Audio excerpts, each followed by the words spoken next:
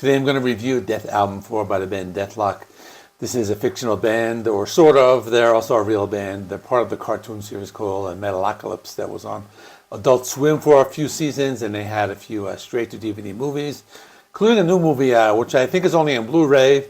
I'm not a big Metalocalypse fanboy. I used to watch it a few times, and I used to watch actually Robot Chicken. Of the room is a red button. Press it, and Samuel's screech powers will be torn to pieces. Dethalbum IV is the fifth full-length album by the virtual death metal band Dethklok from the Adult Swim animated series, released on August 22nd, 2023.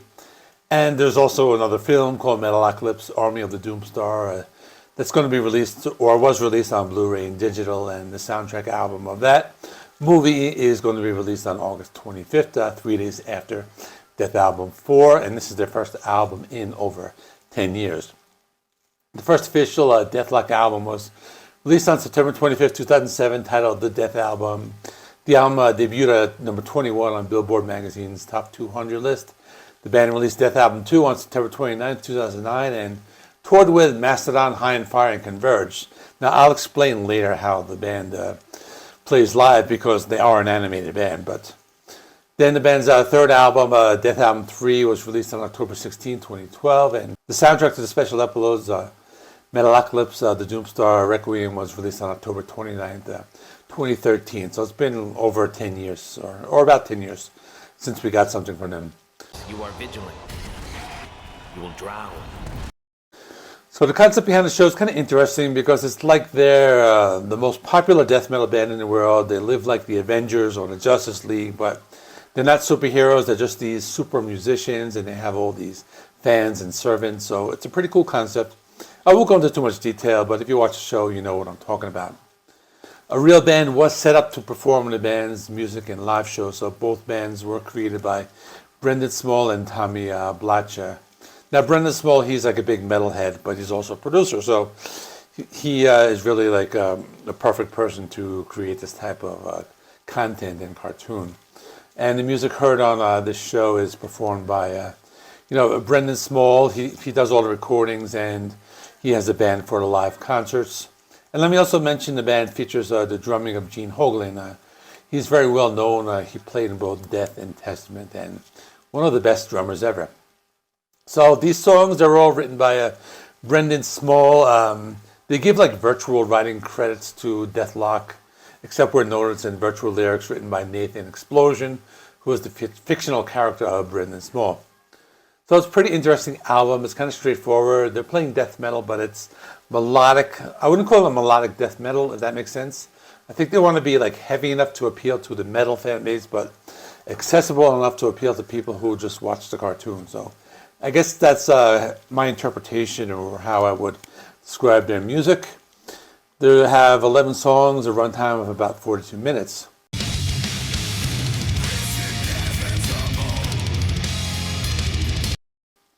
Gardener of Vengeance is the opening track, kind of a straightforward, old-school death metal.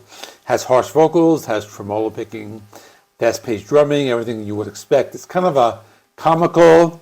There's one part in the end where you hear this motor running and people getting killed or something like that. And the song title is called Gardener of Vengeance. So I imagine some kind of crazy gardener killing people with a weed whacker or something like that. It's a pretty cool opening track.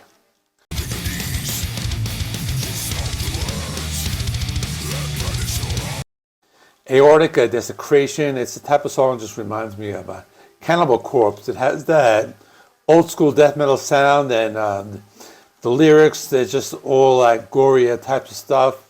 I think on this track the drums will really stand out more than the other instruments. It's a good song. It's fast paced, it's heavy, and all that, and the drumming is just what makes the song.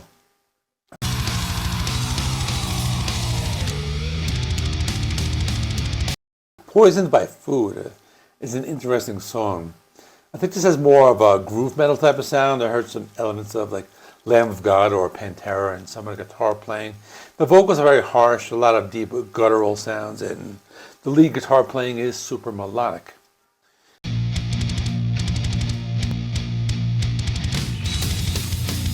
Mutilation on a Saturday Night is a very heavy song. The way I describe it is that Sounds like the guitars and drums are firing off these rounds like a machine gun, like Rambo in one of those movies where he's just like shooting everyone. It's just fast blast beats, and later on in the song they have more melodic parts and guitar squeals, and just a very heavy, in-your-face song.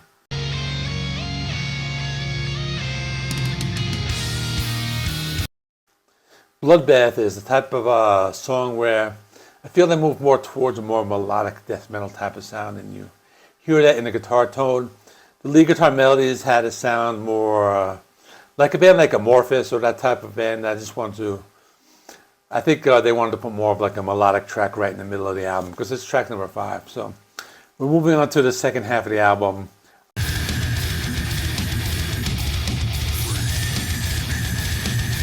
I Am the Beast is going more for like a deathcore type of sound, like a Lorna Shore has the pig squeals and things like that. But it gets towards the middle of the song, it sounds more like metal death and with harmonized guitars. The song has a cool breakdown where they shift gears. I like that part a lot.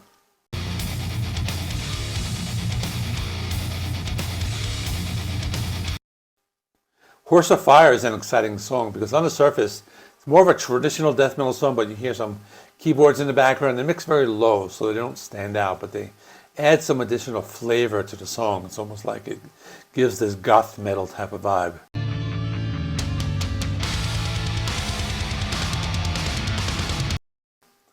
Dead Face is a pretty cool song. It has a mix of heavy death metal with some softer, more atmospheric sections. It kind of balances the heavy and the light very well.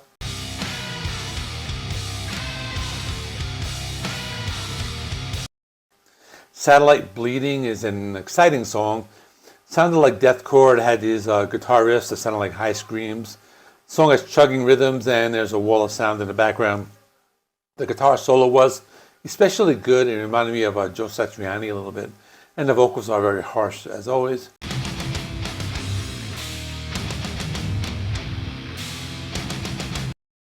SOS has an excellent drum beat with some heavy beats played on the snare drum. Then they play some gallops on the guitar.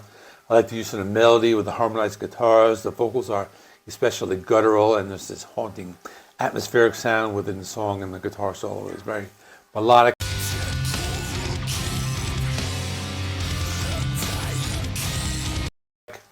And the last track is Mum Raider 3. This is the last song, and it's the third part in a series of songs, possibly the last. Has a darker and sludgier type of sound. Still has that same kind of gallop, and some of the guitar riffs have an almost like a jazzy sound. So in conclusion, it's pretty cool. That's all I got to say. One of those albums that came out in the middle of the week, so I wasn't completely planning to review this, and I will be honest, I'm not familiar with the rest of their albums. I watched the show a few times, so I'm not an expert on this cartoon or anything. But it's a fun death metal or melodic death metal album. It's pretty cool. My score is a 7 out of 10. Let me know in the comments what you thought. How does it compare to the other albums if you're very familiar with this band. And I'll link something else here. I'll see you in the next one.